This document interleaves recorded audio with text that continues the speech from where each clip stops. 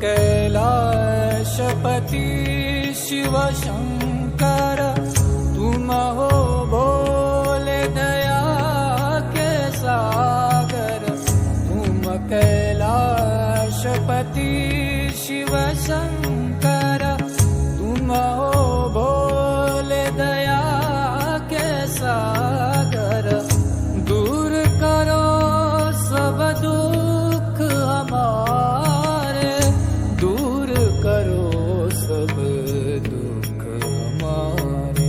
शंभो शंकर नमः शिवाय, गिरिजा शंकर नमः शिवाय।